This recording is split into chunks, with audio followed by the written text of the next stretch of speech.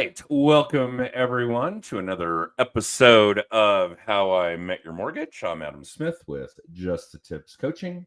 And we've got a pretty cool guest for you guys. This is an episode we've been looking forward to for some time. This is a close personal friend and colleague who I adore. We have a lot of similar history when it comes to work and life and all of these things, even the climate we live in, for whatever that counts. But welcome to the show, Aaron Dehart. What's up, Dehart? Good morning, Adam. Thanks for having me, brother. Good No, morning. I've been looking forward to this for quite. I mean, we've had you on the books for probably a year. Yeah, about that. Yep. Part of it. Now we're just booked out about that far. I finally made it, man. And here you finally made the cut.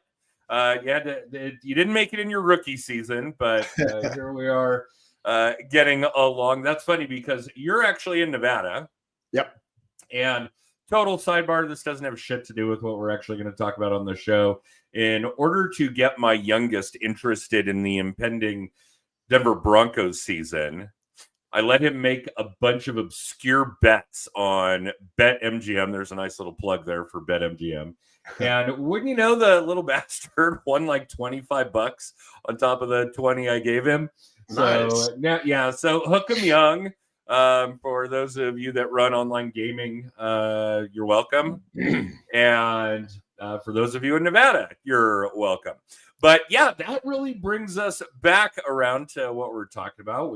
Give us a little bit of background. How did Aaron get into this insane business? Literally, first F-bomb of the show. What the fuck did Aaron think this was going to be in the long term? I mean, don't get me wrong. We've been doing this, I don't know. Well, in first grade, you had to be what we did a project. What do I want to be when I grow up? And I put loan officer as you put the mortgage loan originator. LMLO was what I filled out, just like on my IRLA. Okay.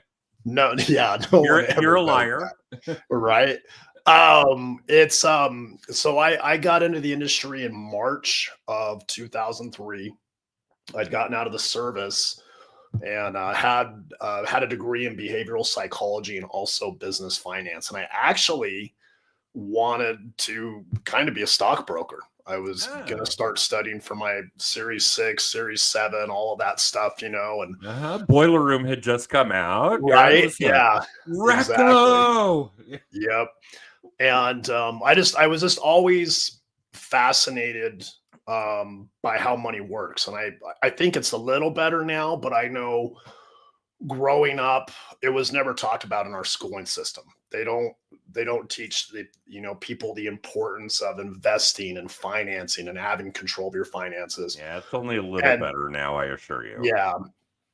And I think when you understand how money works, it's a very powerful thing, and how you can set yourself up for success and future generations of your family for success. So I always thought that was really important. And I had moved back to Reno, where I was from, and a good friend of mine, colleague of mine, was like, "Hey man, I'm going out to dinner with this guy, Jeff Van Dusseldorf, and I want you to meet him. He's super cool." And Jeff was in the mortgage business, and we all had dinner together, and I'm telling him what I wanted to do. And he's like, "Dude, you need to be in the mortgage business, man." And I was all, "What's a mortgage?" For those of you that don't know, it's French for death contract. Right. I was literally like, huh. And he's like, "No, man, I'm going to, I'll teach you everything." And I remember, so he's like, "I'll tell you what." He's like, "Give me 6 months, I'll give you like a small little salary just to, kind of keep you going and everything." And he would walk in like once a week with these big, thick 3-ring binders. And I'm all, "What's this?" He's like, "That's Fannie Mae and Freddie Mac guidelines. Learn it like it's a law book, And then a week later, he's like, "What's this? This is a 26-7. This is VA guideline. Learn them." A couple weeks later, "What's this?" It's FHA guidelines. And I remember he's all, "Listen, if you learn government loans backwards and forwards, you will always have work to do and always have people to help." And it was funny. He would literally walk in like once or twice a week and be like, "What's this? What happens if this happens?" And I'd be like, But as I kept studying and getting better, I started to be able to to answer stuff really quickly. And all of a sudden, it's probably like 3 months later, 4 months later, he walks in with this big long box, puts it on my desk, and I'm, well, what are these, man? These are business cards. And I'm, well, what do you want me to do? And he's like, go around to real estate offices and go get some business. What was cool is he had such a good reputation for training his loan officers so well that when I would go in, and they're like, who are you? What do you want? Why didn't you bring us donuts? Donuts. And, I'd give them the card and they'd be like, are you one of Jeff's guys? And I'm like, yeah. And they're like, you actually know your stuff. Come here. And they would be like, hey, do you think you could do something with this? And I'm like, no, that's you know what? I think we could make this work. And it just kind of started from there. And I'm a weirdo. I love public speaking. I'm like, I will confirm for everybody watching or listening. Yeah. Truth. Yeah, I'm one of that weird 0.0001% that gets excited about going and teaching a class or doing a presentation in front of 500 people. I love it. Most people fear public speaking more than death. Right? Yeah. Yeah. It's crazy. Yeah. But I love it. And I love the teaching aspect of it. So I teach a class, every single month to real estate agents, things like that. And that's just kind of how I got started. And it's cool. He's been retired, I think, for about 14 or 15 years now, but I still speak with him a couple of times a year. He actually retired and lives down in Panama now. Wow. Like a nice little compound or whatever you want to call it down there. But great guy. But that's kind of how I got my start in the industry with it. So. Okay. So pretty traditional stuff. Let's learn the guidelines. Yep. And of course, you now know full well that's a fraction of the actual job. 100%. After all this time, let's get some business cards and let's go visit real estate offices. Mm-hmm. I'm guessing you don't cold call real estate offices like that anymore. No. Did you ever bring the damn donuts? I did do that, but I donuts and rate sheets. Yep. I did learn very quickly that's not the best avenue, and I'll tell you why. Before COVID happened, I was literally teaching like a class a week in person, and had a good relationship with a broker at a big real estate office here, and I would literally teach a class in his office once a month. And I'd get great turnouts. I mean, on average, there's probably about 20 agents there. And I would always bring lunch. I'd have pizza delivered or something. And we don't feed the animals. I have since learned that. Do not feed the animals, people. A guy comes walking in literally 15 minutes after the class is started. Late.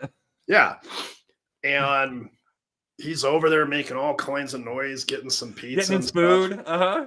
Yeah, and I'm kind of looking over and he's all, pizza again? And he looks over and he goes, just so you know, your competitor brought Chick-fil-A the other day. Your competitor? And I just looked at him and I go, do you want to come up and teach the class? And he's like, what? I don't know this stuff. And I go, okay, well, you're making enough ruckus over there acting like you do know. And his colleagues were embarrassed. They were they were ticked off at him. But after that, I was like, you know what? This is not my value. It's not how I'm going to build relationships. And to be successful in this business, you only need a handful of really good, deep, good relationships. I want to work with people that like, hey man, I want to be able to enjoy going out to dinner with you too, or playing around a golf with you. That's the types of people that I want to work with. So. Is this somebody I'm going to take to a hockey game? Is pretty much how I wrap it up. Would I have them in my home for dinner? Mm-hmm. Are they interested in helping me get my kids through college? Right. These kinds of things. The key phrase in referral partner relationship is the relationship.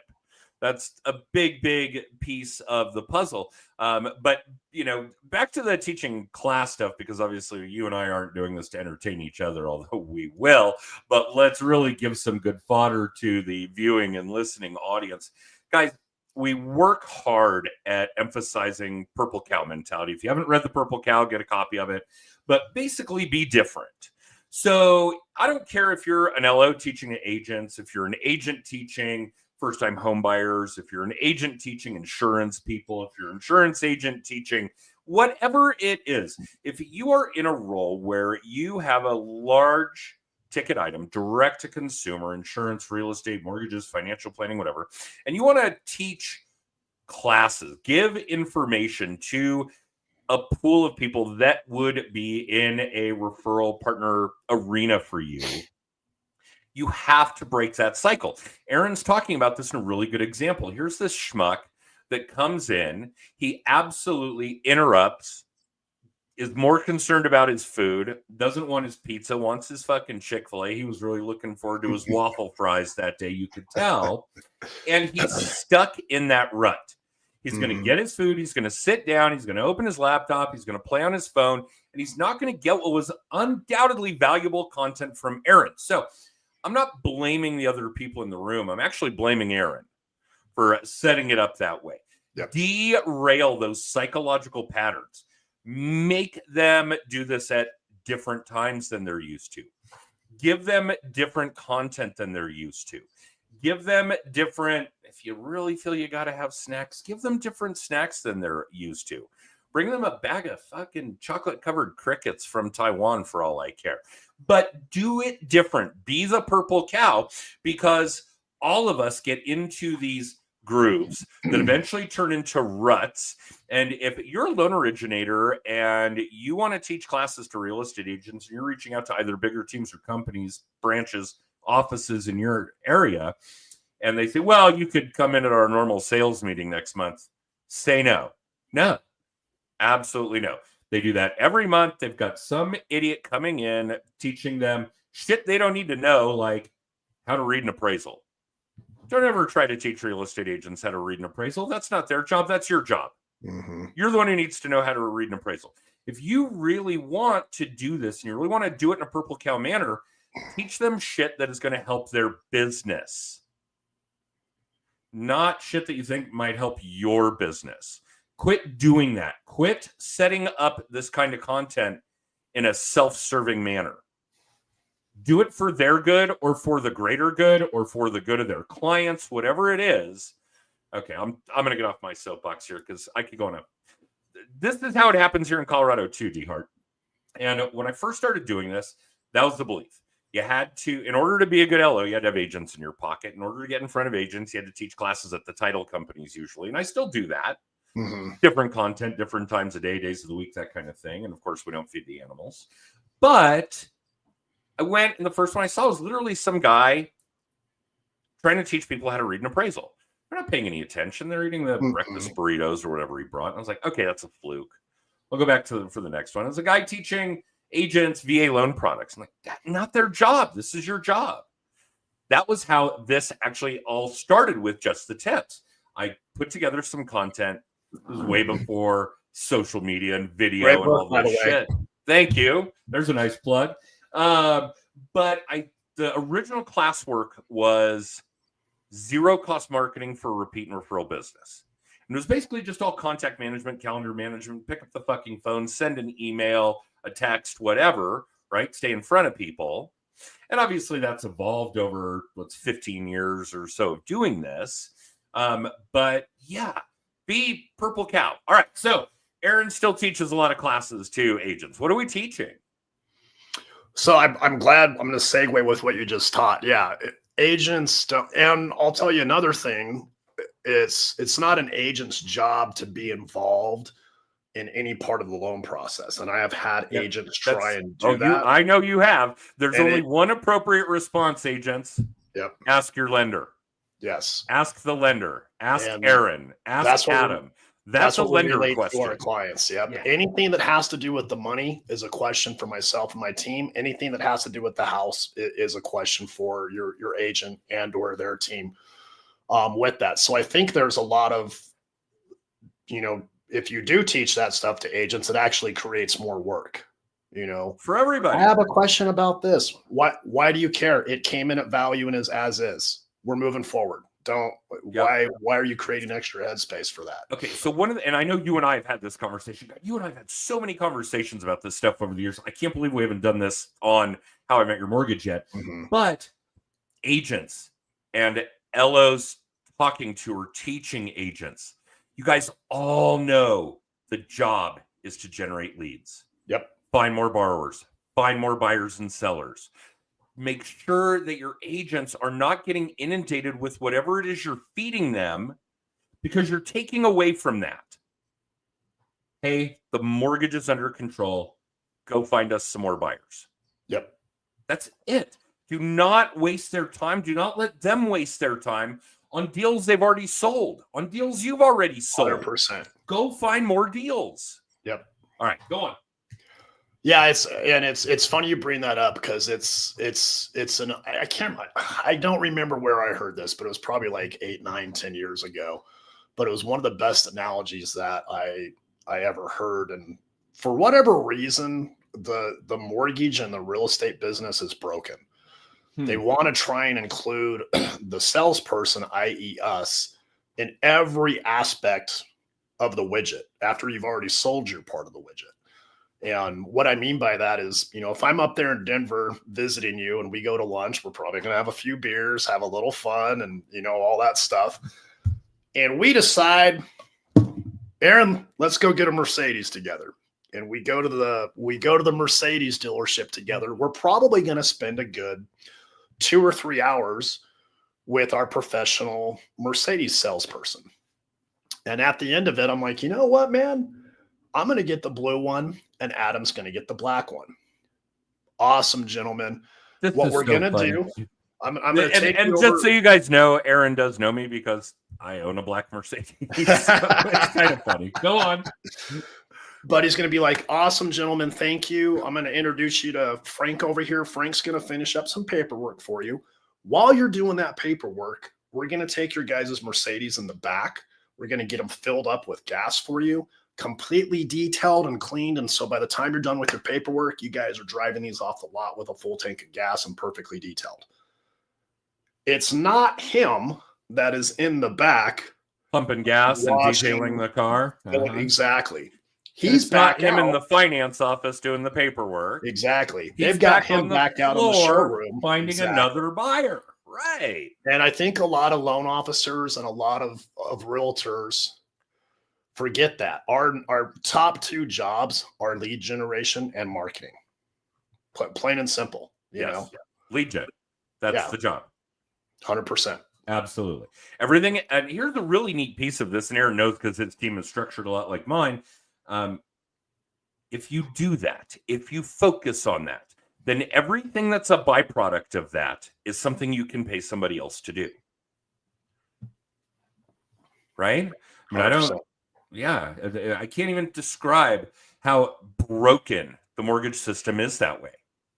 When I'm looking for a loan originator to work in my office, they are broken.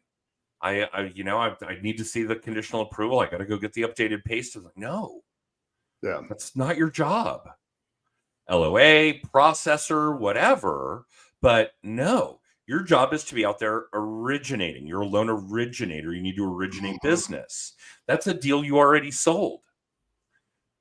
All right, and sidebar, just because everybody I've talked to has thought this is funny as hell. I was actually at the Mercedes dealer a week or 2 ago, and I walk into the showroom floor. Most of what I looked at was outside, but I walk in, there's a electric $250,000 blue G-Wagon.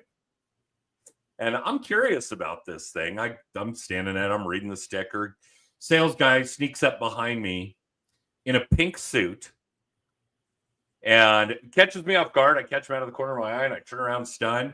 And the pink suit really caught me off guard, and I had no other retort except Happy Easter. And I guess the other sales guys have been busting his balls all day about the pink suit. So they're dying. They heard me say this. But yeah, you absolutely nailed it. Another reference that we use a lot is the doctor's office. Mm-hmm. You make an appointment with the doctor and you see the doctor for 5 minutes. When you walk in the door of the lobby and you walk up to the front counter, is the doctor there greeting you and checking you in? No. Nope. When it's your turn and you get shown back to a room and given a paper gown, was that the doctor that did that? No. when you had your height and weight measured, your temperature taken, your blood pressure, what was that the doctor? No. And then you see the doctor for 5 minutes.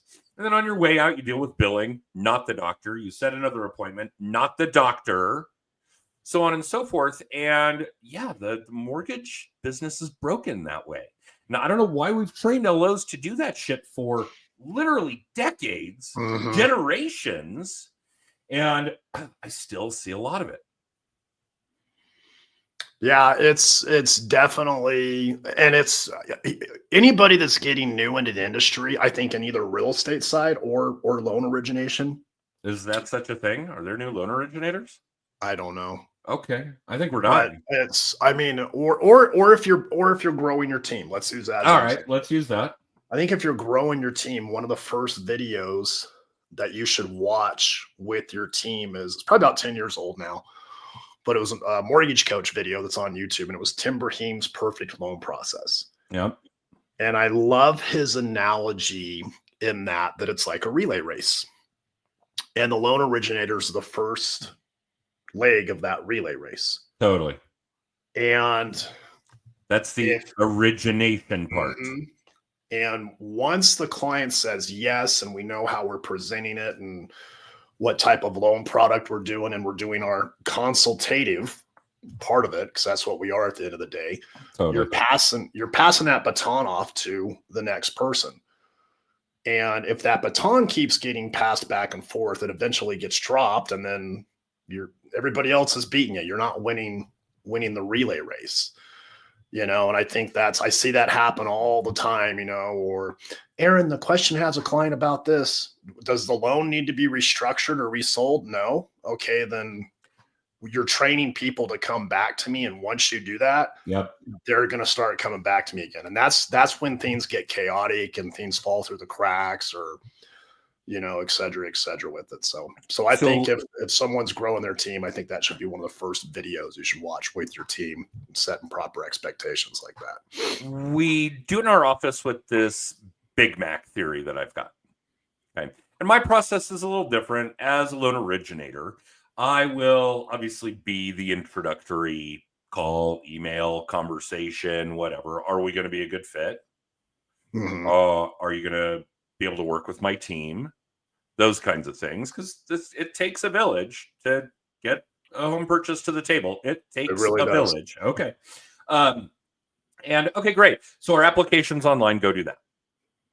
And then I'm pretty much out for a few steps. I mean, I'm still in that relay race a little later on, but I'm the cashier at the counter at McDonald's. I'm taking the order. Okay. And then I'm out for a bit. So the application comes in, and the same person on my team every single time pulls a credit report, does the initial data entry. Then it goes, so let's call that, I fold the box and I put the bun down. And then the next person on my team does all the structure, does the pricing, checks out the loan sifter, all of those kinds of things. I don't know, let's call that the lettuce and the special sauce or the patty or whatever, right? And as we go down the line, eventually we're going to deliver that same product in that same manner every time. And you guys have been to McDonald's. You know that if you go in today and order a Big Mac, it's the exact same Big Mac in every store. It's the exact same Big Mac that you could have gotten 10 years ago.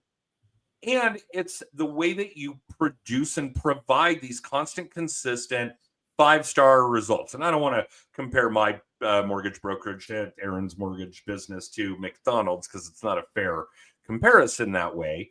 But this is a really big deal when it comes to the lead gen side. And I know we don't really look at it that way in the intertwining of it, but you guys have got to be able to provide this constant, consistent superstar experience, because you eventually want to get to a point where your business is strictly repeat and referral.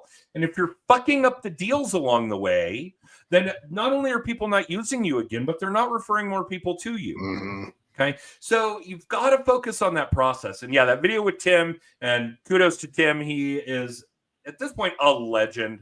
I mean, I have had some wonderful coaches, some great mentors, some of them old enough that they've even passed, like Greg Frost. But Kai has obviously been a big influence. Carl White's been a huge influence. Tim's been a big influence. And yeah, having that interconnection between sales and ops is uber necessary Because if your ops isn't providing the same kind of level of what you're doing on the sales side, on the lead gen side, the whole mechanism falls apart. Yep. So yeah, absolutely. That's a great piece of the puzzle. No question, to make sure that that's going on. But subsequent to, somewhere in the middle of that Big Mac process, I'm going to review all the scenarios that are an option for a borrower. I'm going to go through them with them. Hey, I think we should do this. I think we should pay off this debt. I think we should, do a first position and a HELOC. I think we should do, 95% financing instead of 85. Keep your cash, let it earn more cash, whatever. Mm-hmm. And once the client and I are done structuring that loan together, I'm like, okay, this is what we're going to deliver. We'll see it closing. And I kick it back to my team, and that's it. I'm out. If I am dealing with the lender, the investor, if I'm dealing with the title company, if I'm dealing with the insurance company, if I'm dealing with anybody else involved, any other companies involved along the way of that process, now I'm no longer originating loans. I'm taking time out of what's really supposed to be my job to work on a loan I already originated. Unacceptable.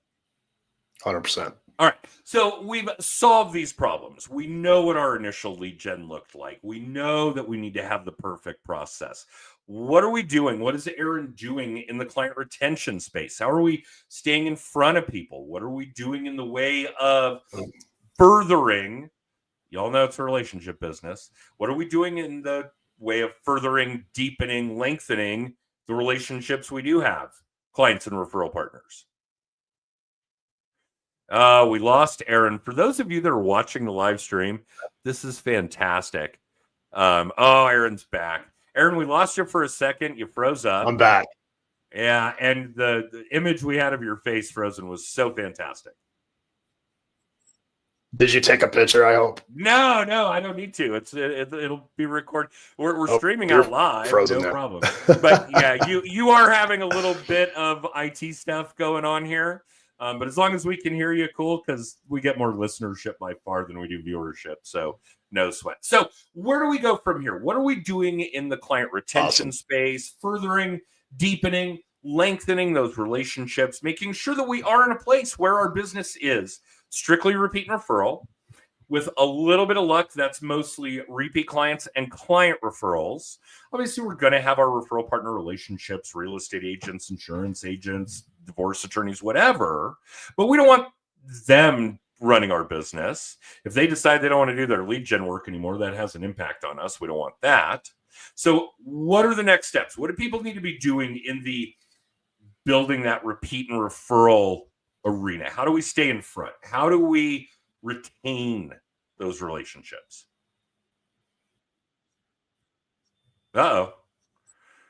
And we've lost Aaron again. Now I see him blinking. Aaron, are you with us? Technology. Well, I guess the good news is frozen on my side again. All right. Well, I guess the good news is that we're near the end of what would be our normal window. I was going to keep Aaron on the hook for quite a while because I do think that he's got some really valuable information in this arena. There's a smile. Are we live again? I think I'm back. Aaron's back.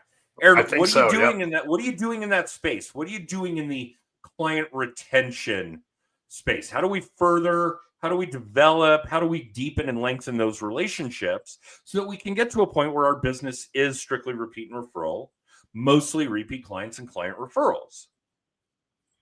Well, I think setting that relationship tone right away, like your very first conversation with the client or whatever it is. Like I always tell my clients, hey, I don't really feel my job actually starts for you until we close on your home loan. Because it's our job to make sure that we're managing your home loan for you through the proper time with you get off or you sell that home. And I've even started the last few years telling all my clients, especially if they're first-time home buyers, I'm going to have you retire as a multimillionaire. And I'm going to show you how. And it gets people excited. Wow. They're like, what? Wait. And because it's not, we live in an amazing country and we live in amazing times. I mean, you can do three things. You can buy two $400,000 homes. And if you're a first-time home buyer, you can get in with as little as 3% down. on your first house. You live in it for a few years, you rent it out.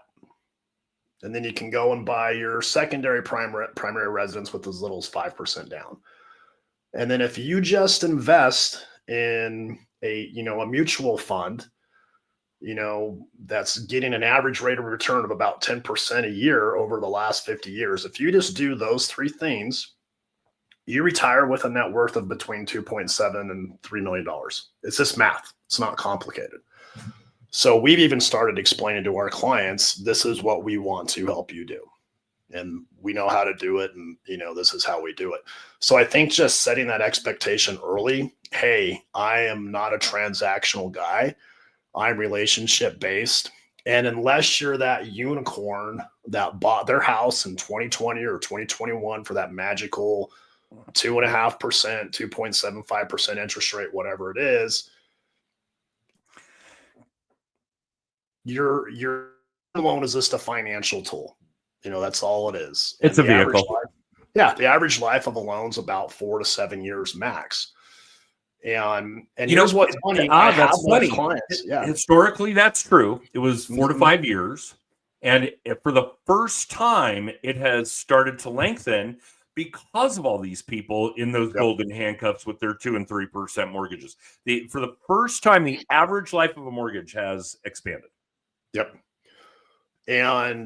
But I also have started getting those clients that bought in 2020, 2021, and they bought the house and the kids were 15 and 16.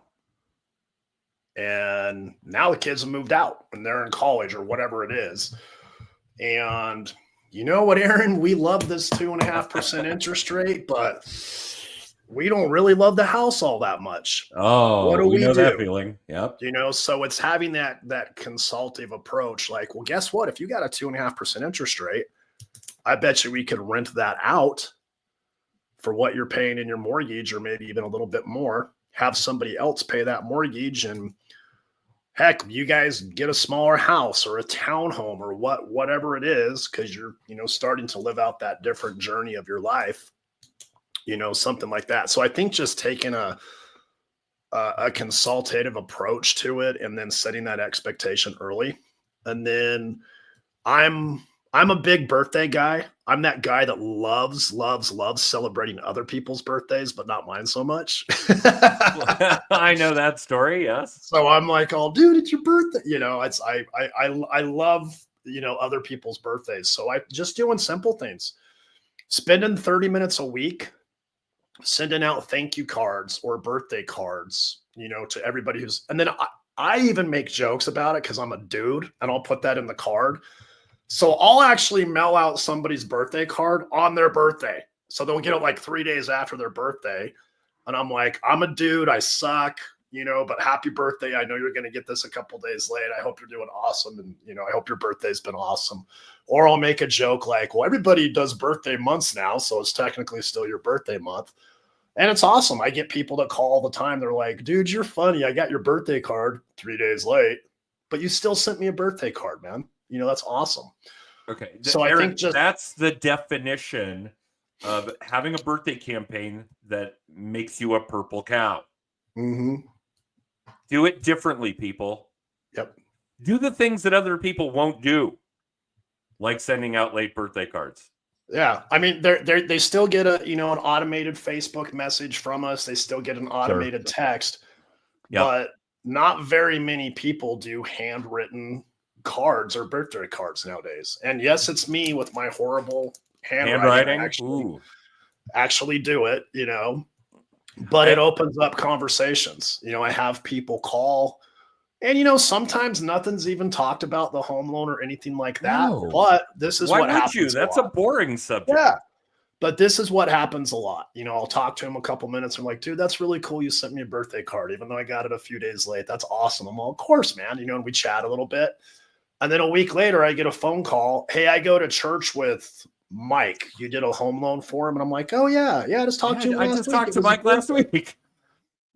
At his birthday barbecue. And, the conversation came up that we were thinking about buying a house. And he's like, oh, you got to go to my guy, Aaron. He's awesome. He'll send you a late birthday card, but he's awesome. So little things like that. I do power hour every single day. Mine's from 10 to 11. And my goal is I try and do 5-5-5. What I mean by that is I call 5 past clients at a minimum a day. And it's just saying hi. Hey man, I was thinking about you, or it's their birthday. How's the wife Giving and them kids? a personalized call. Calling 5 agents that I work with, or someone that's a referral partner. Like today, I've got my next class coming up in about 2 weeks. So I'm probably going to call about 15 to 20 agents a day, inviting them to it. Cool. So just things like that. You don't ever really 90% of the time, you don't even talk about mortgage stuff. Why would It's you? just chatting, or how can I help you? What do you need help with to grow your business? Or, holy crap, Timmy's in kindergarten now. I remember when he was born and a baby when you bought the house. Just things like that. And literally, if you work a 40-hour work week, an hour a day, 5 hours a week of doing that. I mean, I know you do on average 2.5 to 3 hours a day, probably, when you do that. Yeah, the average is probably 2.5. Yeah. So, I mean, but even if you just did an hour a day, you just called 10 people a day, that's 5 hours in a week. And if you're working a 40-hour work week, I mean, it's that right there was going to move the needle on your mortgage business. So doing a power hour every day.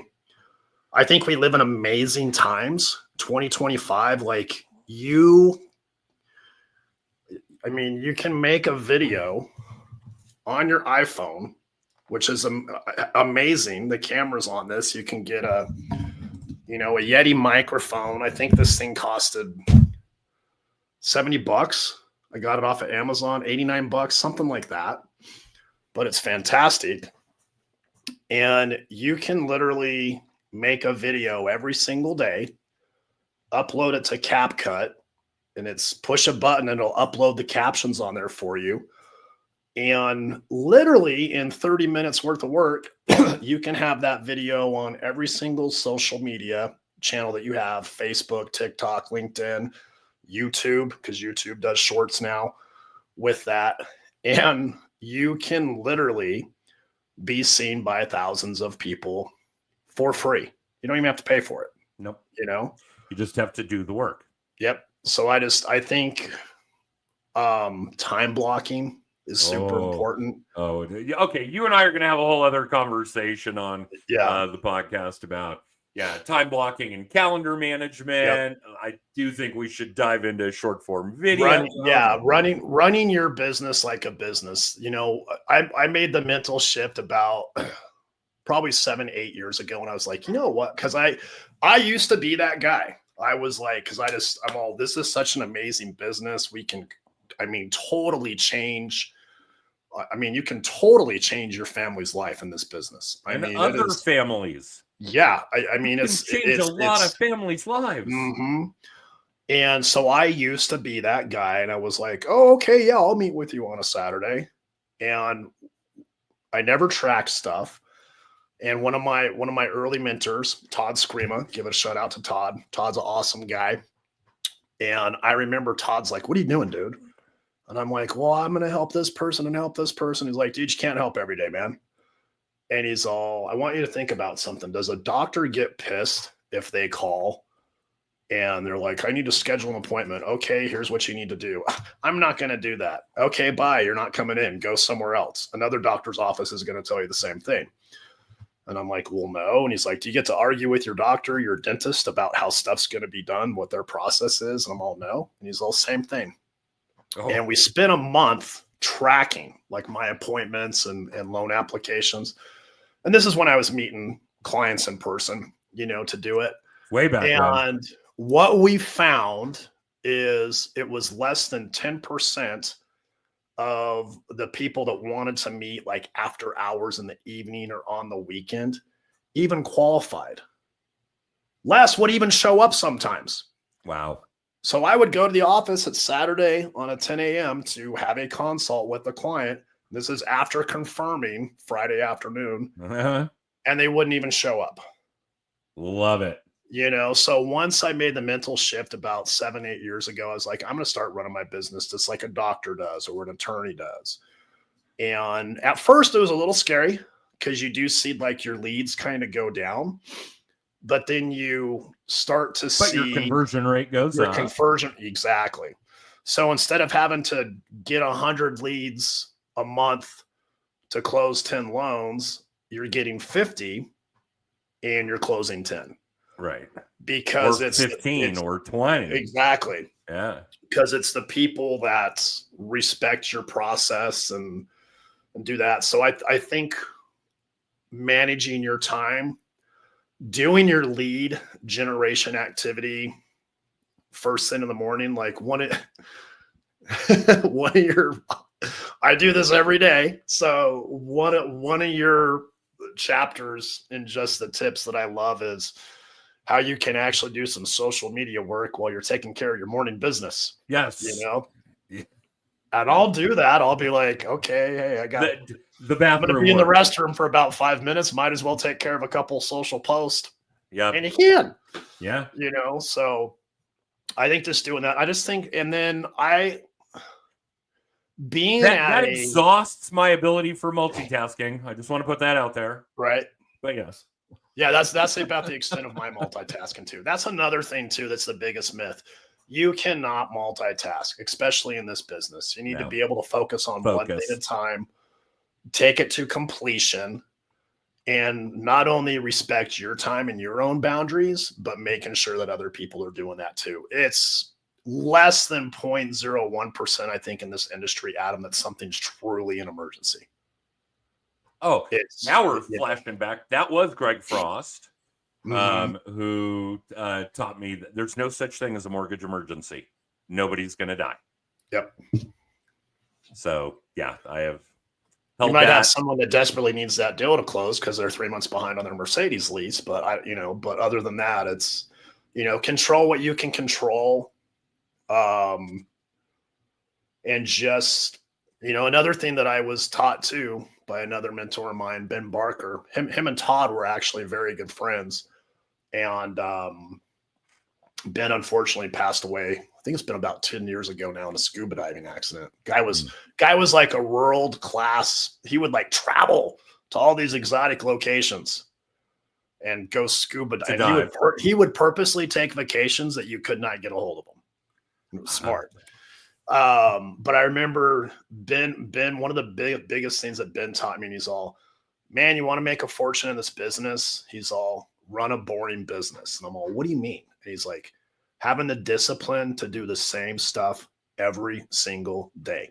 Yep. The best business is a boring business. Yep. Doing your power hour every day. Yep. Doing your thank you cards, your business cards, making this many videos every single day. Constant and consistent. Having a process, the same thing, and it will get boring. You will sit there and be like, dude, I'm doing this again, but it keeps the wheels going and it keeps the momentum going. So, yeah, I think that's probably it. And I know we're way over on time, but there's a lot of value in that. And I can't express enough how, I don't know, I'm getting a lot of atomic habits swirling around in my head.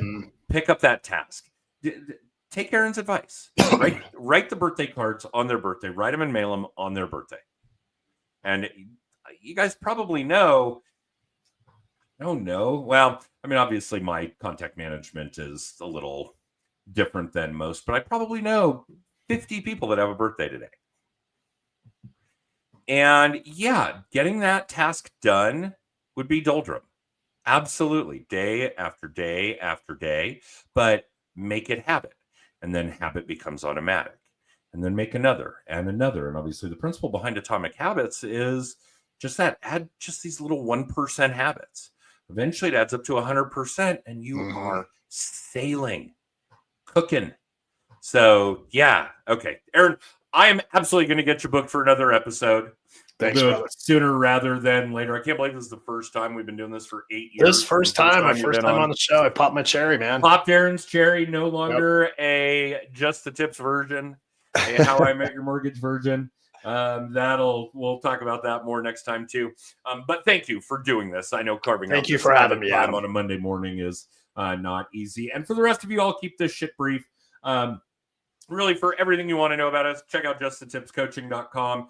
More episodes of How I Met Your Mortgage, our weekly video blog, The Weekly Little Tip, copies of my books. Aaron named that first one Just the Tips. The latter is Mindset Tools for Sales.